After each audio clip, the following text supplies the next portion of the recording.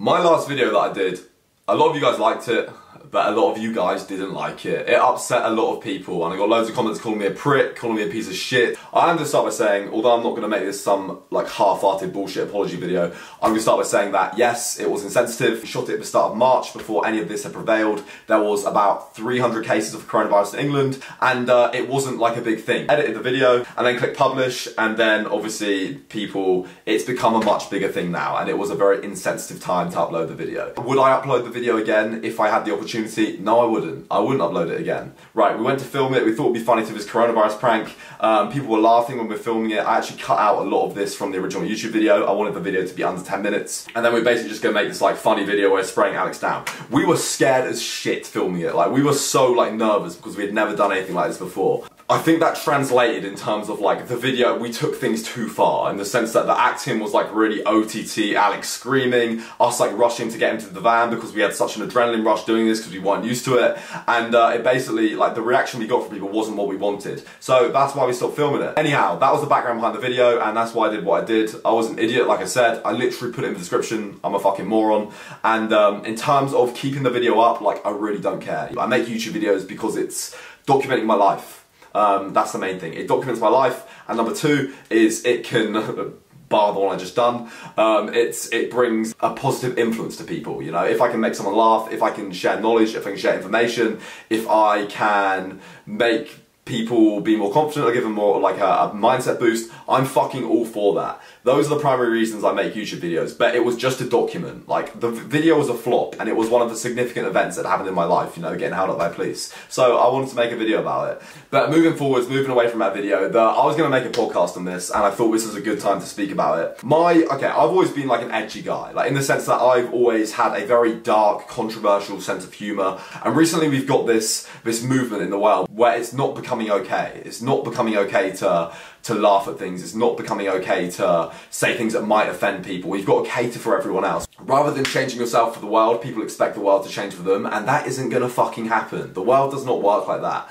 And I feel so strongly about this because I have had my fair share of adversities, you know. I'm 23 years old. I've been in hospital numerous times. I've been in so much pain. I've wanted to fucking die for weeks at a time. I've had to have like girlfriends carry my piss out in a fucking pot for me because I was unable to get out of bed, unable to fucking move, trapped in bed for like weeks at a time. I've been in hospital, I've had numerous surgeries, I've had people tell me I'm probably not going to be able to walk or run again. Other doctors being like, yeah, you lose your leg, you need to go for another surgery now, and being trapped in like a cycle of getting ill, getting better, getting ill, getting better. I live with a condition where my leg is never going to get better. It is not going to remain the same. It is going to get worse. Every day my leg gets worse. The older I get, the less mobile I get. I'm probably going to be crippled, I'm probably going to have one leg, and I'm probably going to die early because of an infection induced in my left leg because of the issues that I have with it. It is never going to get better. I don't want to go down this victim path. Like, I don't want to be like, oh, you should feel sorry for me because I've got a fucking gammy leg, like boo fucking who. Shit happens, mate. No one really cares. I understand that. Life goes on. I don't want you to feel sorry for me, but I want you to understand like why I say what I do. So,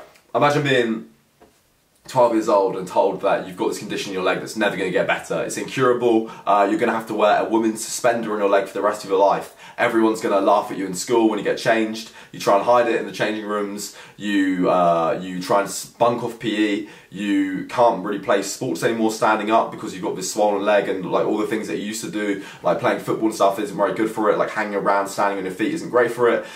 And it's going to be basically this gradual decline. You're going to have this disfigured, fucking disgusting limb attached to your body, like Frankenstein limb, and it's only a matter of time till when it happens. Like, nothing's going to stop it happening, it's coming, and there's nothing you can fucking do about it. That is a lot to handle, that is a lot to take on, and I've been fucking miserable. And you want to know the way that I get over that? You want to know the way that I've been able to deal with these things, the way that I can now spend fucking, imagine spending a month, 1 to 2 months, maybe 2 months I wasn't able to walk for. Imagine spending a month or 2 months in bed, unable to move, feeling like someone's got your fucking knee and is ripping it into pieces. The doctors don't know what's wrong with you. They finally find out you have an infection, they say the infections are going to your blood, you need surgery now on it, you have multiple surgeries as they try and save your fucking leg, and you're in hospital basically thinking you're going to die, basically thinking you're going to end up with one leg, on your own, 17 years old. It's a lot to fucking process, mate. And you want to know how I get over it and how I can deal with those things. It's through humour. The way I've always seen it is that you can either mope in your own fucking self-pity, cry about the situation that you're in, and have like a little cry and make sure everyone feels sorry for you and, oh, I'm so hard fucking done by,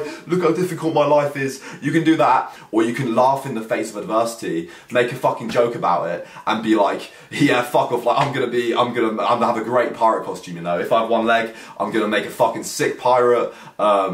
I don't know, if I die, at least my mum will have to fucking buy me new clothes. If I have one leg, at least she'll only have to pay for one shoe. You can take the piss out of yourself. You can have a dark sense of humour. You can make a joke out of this terrible, negative situation and not let it win. The moment you start being like, oh, you can't say that, oh my god, you can't say that, what happens if that's so offensive? Or the moment you say, or you expect people to feel sorry for you and you play this victim and you think that you're so hard done by, it's the moment that you are supporting that pendulum of negative energy. And this dark humour or controversial humour has been such a life, it literally has saved my life in terms of, it's what a lot of me as a person is formed around, you know. It helps you get through the darkest times. When I've been in hospital, I've always been able to look on the bright side. I've always been able to make a joke about it. I've always been able to laugh at it, you know. When I sleep with girls and I have a fucking suspender on one leg, you try pulling chicks wearing a fucking female suspender. It's equivalent to wearing a thong and women's underwear.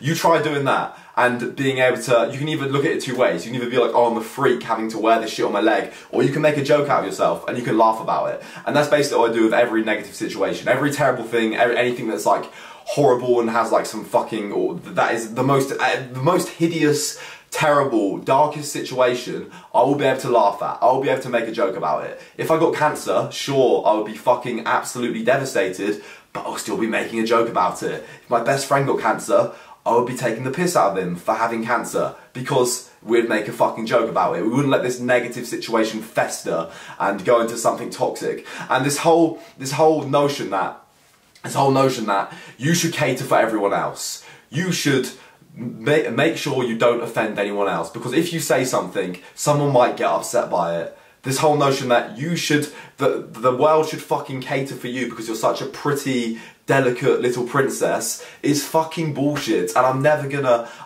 succumb to that. I referred to myself as a cripple. I had in my Instagram bio, part-time cripple, and I was doing a collab with a company. They were paying me a lot of money to basically review some properties and stay in there. Some girl who lived in the same property messaged me and she was like, hello, I'm a nurse. I actually work with disabled people sometimes, and I find that incredibly offensive that you refer to yourself as a cripple. Please remove it from your bio. And I was like, is she having a fucking laugh? She emailed it the people that I was doing the collab with, and they emailed me, and they're like, Mo, blah, blah, blah, we love working with you, all this shit, but obviously a few people have had issues with you referring to yourself as a cripple in your Instagram bio. Can you please change this? And I said fucking no. I said no. I lost out on thousands of pounds. I deal with enough shit already. I get by. I live my life fine. I'm fucking happy. I deal with my own stuff. And now suddenly I'm not able to deal with my own things in the way that I want to deal with them. I'm not able to address something negative and turn it into something positive through comedy because someone chooses to get upset and offended by that. So this person that has absolutely no disabilities, this privileged person that has lived a nice, easy life through their entire life, a middle-class family, had everything handed to them on a fucking plate, has never come across any kind of adversity, suddenly wants to be like, oh my god, you can't say that. That's so offensive. I find that incredibly offensive. When I'm fucking there, dying in hospital, I think I have the right to refer to myself as a fucking cripple. The people that have an issue with this, with certain types of humour, with certain things, aren't the people that have the issues. They aren't the people that have faced this as adversity. They aren't the people that have done these massive, like, fucking, haven't been through these huge times of hardship. They are privileged people that have had this easy fucking life, no health issues, nothing. And they get on this quest to rid the world of this horrible evil and this horrible dark humour and people making jokes about things that are serious and we should be sad about them. I'm never gonna do that. I'm never gonna agree to it, and I will fight it to the very fucking end. And yeah, like I said, that video I did was inconsiderate. But you gotta understand why you're getting offended by it. People like to identify things. People like to identify with negativity and they like to identify certain emotions, and certain things bring on certain emotions. So let's say coronavirus right now is a very big thing in the media, it's a very big thing in the UK, everywhere across the world, you know, everyone's getting fucked by it. And by me making a joke about it, because someone has associated themselves with this virus. Okay, sure, you might know someone that's ill with it. You might have someone close to you that's got sick, or you might know someone that's got sick, or you might have seen the news report. That makes you feel a certain emotion, you know, that makes you feel sadness, or that makes you feel fear. And it's a terrible thing. There is no denying it's a terrible thing, it's a horrible thing. But then that emotional fear, these people identify with it, and then they believe that everyone else should feel the same negative emotional fear as well. And when they see someone making a joke about it, even though you're not laughing at the expense of the people fucking stuck on respirators, like, hang on a minute, like, that's not right. You get on your high horse and you believe that everyone should be sucked into this cesspit of negativity. You live by this notion that because something makes you feel bad, because you have all these negative emotions tied to it, because you choose to let this negative situation win over you, everyone else should also feel like that. And that is fucking selfish. Because something makes you feel like shit, because you associate with something, because you've had a bad experience with something, you feel that everyone else should feel that same negative way about it. And if you've listened up to here and you still think the same, and you're like, Mo, you're a fucking piece of shit, fuck off. Literally fuck off. So that's always been a coping mechanism for me, and I think it's a great way of getting over things. Being able to look at something, being able to take something terrible, being able to take like the worst possible thing, and being able to fucking laugh at it, being able to make a joke about it. It's bringing light in the darkest of times. It's taking something horrible, taking something negative, and you're finding light in it, and you're making a joke about it, and you're not letting the negative situation win. Like, look at people that have been in terrible accidents, people that have had like their legs blown off, or especially like military. These guys are out there risking their lives. They've probably watched, if they're in special forces or if they've been deployed, they've seen friends die, they've heard terrible stories, they know they could die any minute. They're in this like horrible, like negative situation with all this shit going on, or even people that have been through a lot in accidents and are disabled, and yet they're always able to make a joke about it. They're always able to laugh about it. It's why military humour exists, like dark humour, because these people are fucking facing such darkness and adversity every single day, yet they're able to overcome the darkness through making light and jokes about it. And people that have never had any kind of adversity, or haven't had this prospect of your life going to absolute shit and being over, because they have never experienced that, a lot of people just don't get it. It is what it is. I see people coming back there, people love to feed them drama, certain people like going back in the comments, like looking for new comments, anyone that's like supported me being like, bro, that's funny, being like, oh my god, you're such a piece of shit, blah blah blah, do you know how many people have died, do you know how many people have died? And it is what it is. Like, if I got coronavirus, make a fucking joke about it. If I die of coronavirus, make a fucking joke about it. Like, oh look, it's that cunt that filmed the coronavirus video and he's died of coronavirus. How ironic would that be? You take the darkest and most horrible things, you make a joke about them. I was at my funeral, my funeral, I'm not dead yet. I was at my grandma's funeral, and we're carrying a casket, and I was like, oh, imagine if we fucking drop the casket and like the body rolls out, you know? Like, I've always had a slightly autistic dark sense of humour, because it is the way that I deal with things, and it's the way that I deal with terrible negative situations. But I hope you got a little bit more of an insight and understanding to why I did what I did. But like I said, we filmed it back in March, we didn't realise it was going to prevail like this. I uploaded it at a stupid time, I was an idiot, I didn't do my research, I just didn't think, and I uploaded a pretty dumb video. If you want me to remove the video, comment down below. If it's got a lot of likes, I'll take it down, like absolutely no stress, no worries taking it down. If you commented on my last video telling me I'm a piece of shit, I do not mind. I'm a big boy, I've got thick skin, I can take it. Seeing as every single gym in the known world is closed right now, I have put together a free home training plan for these coronavirus times. So it's actually pretty decent. I'm currently running it myself. It's not just one of these plans I'm like, oh, follow this and give me money. I've ran the plan myself. I am running the plan myself. It is decent, it's good, it's completely free. There's no like hidden charges or anything like that. You just put in your email address and then you'll get the plan from the RET site, which is down in the description box down below. Peace out. I love you to bits. Thank you. Good night. Stay safe. Wash your hands. Don't go into congregatory groups of people, if that's a word. Don't do congas.